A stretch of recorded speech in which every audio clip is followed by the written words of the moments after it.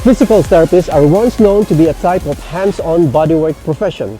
In my generation, most people even thought that it is the same as a massage therapist, or also known to be a masahista in Filipino or Tagalog term. Since I got my physical therapy degree on 1999, this is in Manila, Philippines, as expected, has very much evolved. Currently, I work at Stretch Space at Flatiron, New York City. And just an update, manual therapy is not really a common practice to most physical therapy clinic in NYC, unless for those who undergone another specialization. Usually, only a fraction of a common typical physical therapy session are mostly dedicated to massage, stretching, or manipulation. The rest are guided rehab exercise and personal training-like approach, except that most subjects are patients who have mainly pain complaint. And of course, the usual takeaway exercise, do-it-yourself program. So to most physical therapists who dreaded manual bodywork, this is a great news for you if you want to work here at NYC as an average physical therapist.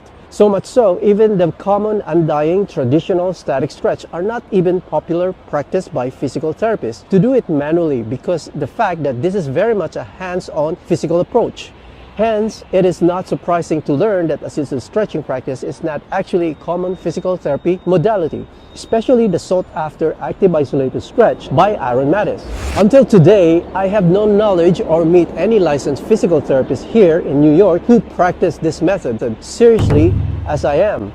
If there is anyone out there, please leave a comment below. Share your insights. Assisted stretching, mainly the AIS method by peers, is the most difficult bodywork. Licensed physical therapists here in NYC swear to be familiar with the method, but not practicing it specifically. So far, the assisted stretching they provide and practice is either the undying traditional static stretch, or what you call PNF, which is obviously easier compared to AIS. Most prefer to teach you self-static stretch to do the work by yourself, which is a most common practice. Their intention is good. They want you to be accountable. If you have the same experience with physical therapy session, you know very well what I am talking about right now. Please share your experience with me as well. I really love to hear more about your story. Again, feel free to leave your comment on the section below. So, what makes AIS method a physically difficult bodywork? There are three major factors why AIS is the most difficult scientific bodywork. Number one, apparently AIS requires repetition in sets. Sounds familiar? You heard it right. It sounds like a common workout session in a strength training gym. The client or the subject may be participating along the session, but most of the work still comes from the practitioner. It actually could have a mutual benefit on the positive side. An AIS session for the practitioner who is applying the assisted stretch is more like a resistance training in a gym using progressive elastic rubber bands or tubing to be specific. Since the human body's soft tissue has a consistency almost like when you are pulling a rubber. Like any rubber material, the resistance increases and builds up the more you stretch, elongate, and push the stretching subject to the preferred limit. And you do this from 4 to 10 reps. Sometimes can be more than one set, depending on the recommended duration based on their present flexibility. And since you are dealing with the human body's resistance, to control the part that you are moving is not an easy task compared to an inanimate rubber band that does not react or resist. The more physically, emotionally stressed the stretch subject is, the more the body is resistant to elongate. Muscle tension together with resistance to an externally applied stretch is intensely pronounced and difficult to control in human subjects. A reason why the stretch practitioner who properly trains and regularly work out in the gym have better advantage with applying assisted AIS method. Number two, beside the pulling and stretching, lifting the limbs or rolling the trunk is very much involved compared to other bodywork like massage. Could be strenuous depending on how tall and heavy the subject to be stretched. Therefore, proper biomechanics in AIS is paramount. So much so if using a non-hydraulic treatment table, which could not be adjusted to make the assisted stretching less strenuous to the practitioner. I started my AIS practice with fixed and very stable table for 7 years in Hong Kong. I guess I built up my skill quite proficiently well, but it is not for everybody. If you have a long history of injuries like most former athletes who are into personal training and venturing to bodyworks, the injury risk is very high. So for those who wants to challenge this type of bodywork, practitioner have to be prepared for the worst if you are seriously want to be skillfully competent with assisted AIS. Number 3.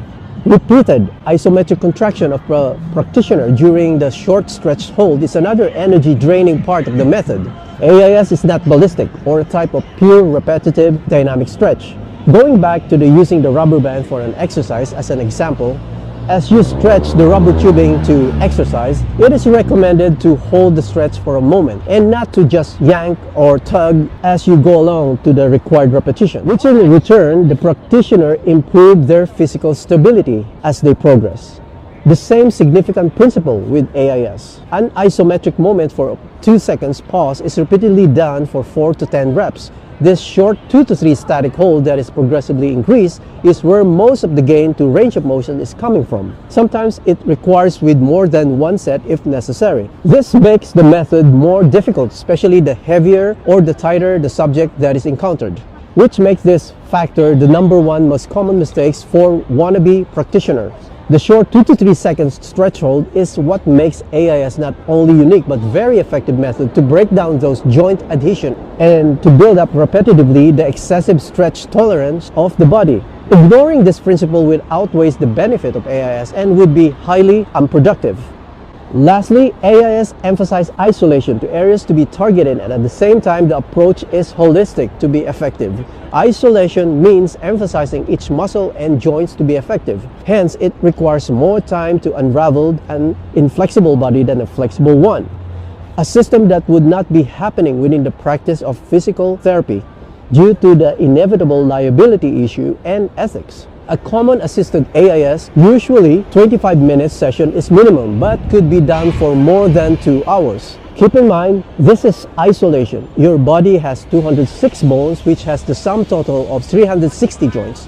AIS to be productive and effective requires emphasis to single joint and not a multi-joint approach like other stretch method. A good example of multi-joint stretch is yoga or the Canadian Assisted Fascial Stretch Therapy or FST. Assisted AIS practitioner requires high kinesthetic sense to connect constantly to the client compared to a sleeping client in a common massage session. AIS is not aggressive, therefore a practitioner should have the ability to gradually adjust to the client's current stretch tolerance to be effective, which makes the practice more complicated since everybody have different stretch tolerance. AIS practitioner physically requires muscle endurance, motor control, stamina, and strength for heavy-weighted bodies. You have to be ergonomically proficient and the ability to sustain body mechanics throughout the session in order to last for hours to accommodate more clients. It's obvious that without a sustainable and consistent self-training exercise program, anybody practicing AIS method will remain to be at high risk and a job hazard body worker.